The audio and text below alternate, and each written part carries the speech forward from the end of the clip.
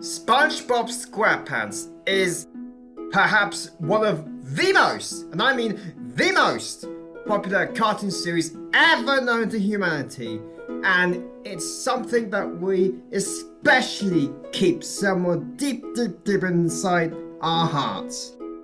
All created by the wonderful Stephen Hillenburg, who, by the way, is still alive in our hearts, and he will always be. Now, I've got a few theories that might explain a few things about the show that they don't want you to know about. And well, that's why I decided to make this video. Now, the theories that I'm going to explain in this video are about one of the main characters. The one who's involved in some of the biggest secrets of the entire cartoon series. And you might find it easy to guess which one it is. Is that right? Is it Eugene Harold Krabs? Good. Now I'm going to involve Bill, Sheldon, James, Plankton too. But mostly this video is about Mr. Krabs. I'm afraid that I can neither confirm nor deny that your childhood and our childhoods will be destroyed. I don't know.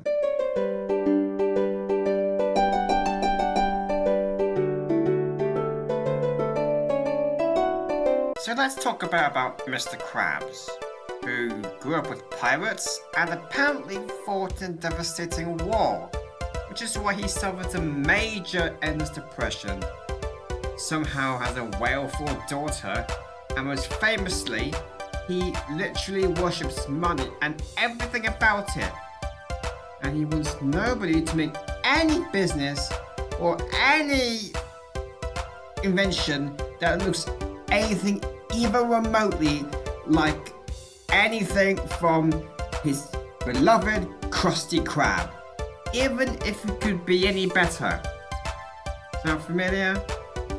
Yeah, I mean, he has never wanted to give Plankton the secret formula, even before Plankton started coming up with schemes to obtain it. And don't forget, Plankton was one of his best friends during his childhood. I mean, he shouts mother of Pearl whenever something truly terrible happens. Yeah, I mean, Pearl has a mum, right? But she's nowhere to be seen in any episode. I think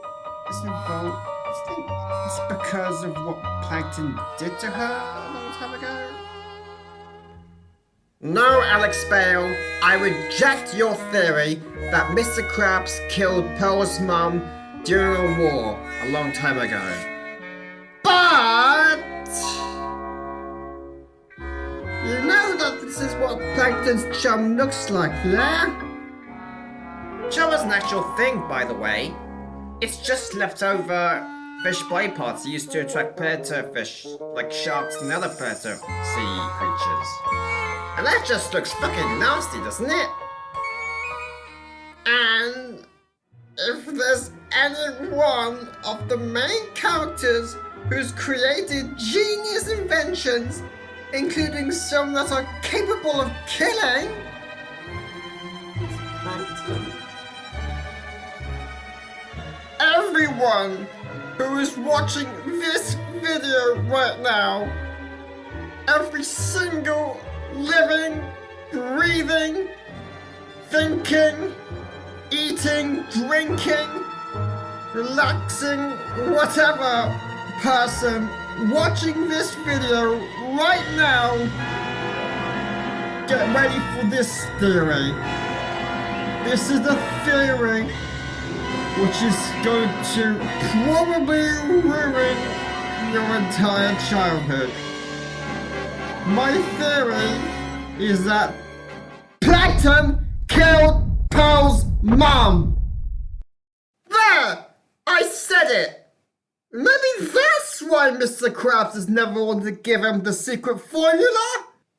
Clearly! Obviously, it was not Mr. Krabs who killed her mom. Yeah, sure, obviously. And Pearl be the biological daughter of Mr. fucking Krabs? How the fuck can a crab be the biological father of a giant sperm whale like Pearl? It's impossible. Even in the cartoon it's impossible. And obviously, Pearl did have a biological dad too, yeah? So does that mean Plankton killed Pearl's mum and dad? And then used their flesh to create his trademark chum mix to feed his massive plankton family down on the customer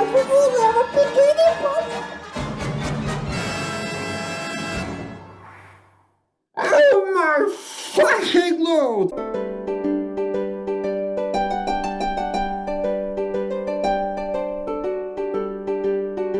Now, if Mr. Krabs didn't kill Pearl's mum, then what the fuck is that harpoon doing on his wall? It doesn't look big enough to kill a whale as giant as that. I mean, Mr. Krabs is tiny. Like he can fit in a human hand. So the rest of us special characters. Also, you know how we barely see any crabs apart from him, his mother, and a few handfuls in the show? And you know how Mr. Krabs apparently was involved in a war a long time ago, which made him super fucking depressed? Is there some mass murder campaign against this lineage during that war? I mean, the majority of people living in Bikini Bottom are fish, apart from the main characters, sea sponges, starfish, squids, and whales only appear occasionally. Minor characters are best. Also, I'm quite convinced that when Mr. Krabs has those violent outbursts, do you think it's because he suffers some kind of PTSD from that war? Also, a Krusty Krab never gets Krabby Patties delivered by lorries. Otherwise we'd be seeing big, barely shaved fish filling packs of patties into the restaurant. Besides, Mr. Krabs is way too much of a cheapskate to pay for lorry deliveries that big. There's got to be a big storage room either inside the Krusty Krab or below it, underground. Actually, let's take a bait, shall we? You know how there were life-size human objects all over Bikini Bottom, including the Krusty Krab itself, Squidward's house, and fishing hooks that one time? Speaking of those hooks, those particular fishing hooks that Mr. Krabs panicked about, warned everyone about, including SpongeBob and Patrick with his scare tactics, those were operated by humans from above the sea. Oh, and on another note, when Mr. Krabs was turned into this much more humanoid character by one of those King Neptunes, he immediately frowned. Yeah, see that? He's frowning. And he's frowning quite a lot. Is it me, or has Mr. Krabs got a beef with humans? Wait, that was that one time when Mermaid Man and Barnacle Boy were served in his restaurant, but maybe that was for Mr. Krabs' own benefit, because by having famous people inside the restaurant he owns, more people are going to want to come and visit it. Of course he made people do stuff he wants them to, for his own benefit. He's Mr. Krabs. So if there were life-size human objects all over Bikini Bottom, Mr. Krabs seems to have a human issue. Mr. Krabs fought in a war that made him severely depressed. There are barely any crabs left. Mr. Krabs has a harpoon-like blade on his wall. Too cheap to pay for lorry deliveries. Can be a manipulative ass head. Don't tell me. Mr. Krabs hunted humans! Yeah, he is a hunter, alright. He must be. I mean, he doesn't just own a harpoon, he owns swords, other pirate stuff. He was once a pirate, don't forget. And, you know, in that one episode about jellyfish jam when Mr. Krabs sets up this massive factory to produce that jam for a new kind of Krabby Patty. And even SpongeBob, who loves the fuck out of being Mr. Krabs' endlessly working fry cook, thought it was monstrous. No. No, no, no, no, no, no, no, no, no, no, no, no, no, no, no, no. He must create Krabby Patties in secret. And what exactly could those patties be made of? In one 5th series episode, there's a flashback where stuffing jars spin into this patty mix. Krabs doesn't want it to go to waste, has a taste, and then discovers it's the most delicious patty mix he's ever tasted in his entire life. Don't forget, this was happening while his friendship with the plankton was beginning to sour. And he didn't have a power yet. Yeah. That was before Plankton killed him. But who did Mr. Krabs kill to make that patty meat? Or rather, who did they both kill to create that meat? I mean, they were originally together before they split up for good. That's what that episode shows. They say that the Krabby Patty is a veggie burger, but I'm not 100% convinced. I'm quite suspicious. Skeptical. Definitely skeptical.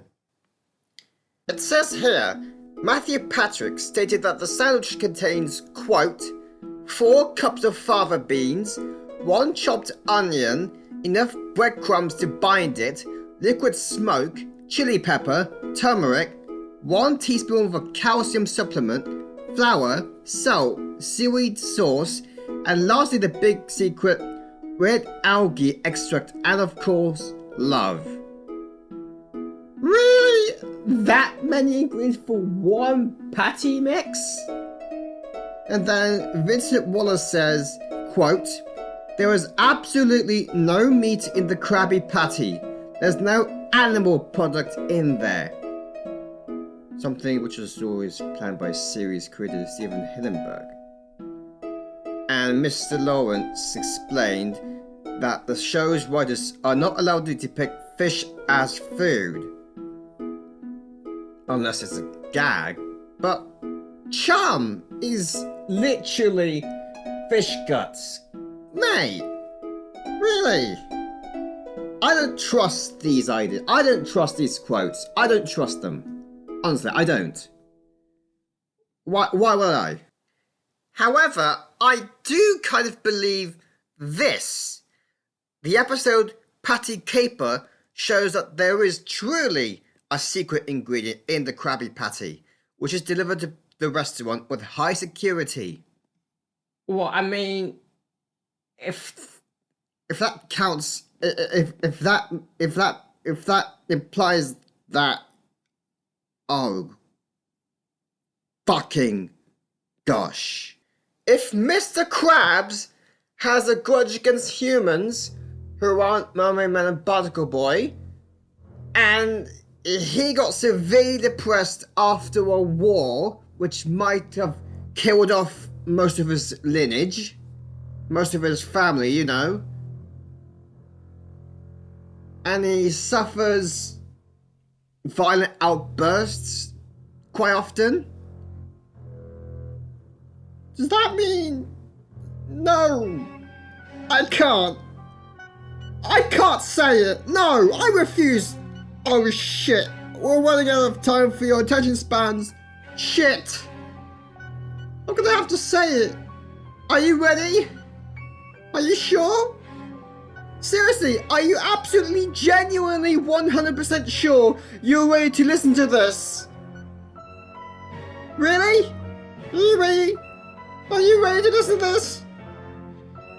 Here it goes! Oh, Mermaid Man and Barnacle Boy aren't particularly hot looking. No! Mr. Krabs and Plankton hunted humans on land in revenge for the murders of his extended family members! Specifically hot-looking humans! Like those who look like these shiny-looking surfers! No! And do you know what happened next? This is what I assume. Mr. Krabs hunted hotties, slit their throats, drained them of their blood, took them in a fleet of Navy ships, took their dead bodies all the way back to Bikini Bottom, took them underground, turned their flesh into minced meat, turned it into a patty mix, mixed it with certain other ingredients to enhance the flavour, and started selling burgers out of it to the population of Bikini Bottom! Oh!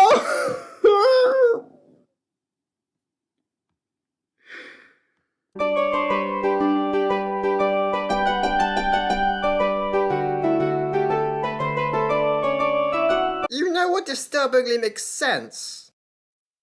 If humans commonly eat sea creatures on a regular basis, could it be that these anthropomorphic, humanoid, cartoon sea creatures eat human flesh on a daily basis? So, does that mean Alex Bale? I can't believe I'm saying this, but those primitive fish you spoke about in your evolution theory video, I'm convinced it's somewhat accurate. You know, if the anthropomorphic sea creatures you call evolved are the equivalent of humans, then some of the primitive sea creatures are like cows, sheep, chickens, and other livestock animals human raised. I mean, you're right. How is it that these meat-based foods exist in this cartoon undersea world? And just like how sea creatures can't survive in the kind of air Sandy Cheeks breathes, I'm suspicious about that air. I mean, how is it that the main characters were perfectly capable of surviving the air which humans breathe in those two movies, especially the first, with your fucking mouth, but not in Sandy's Tweedome? Sorry. Just like how sea creatures without those water domes can't survive in that air that suspicious Texas Citus squirrel breathes, humans can't survive in water without oxygen breathing systems. So basically, the sea creatures are to the humans what the humans are to the sea creatures. They eat each other. But why would Mr. Krabs specifically target hot-looking and tasty humans as his source for the main ingredient for Krabby Patties?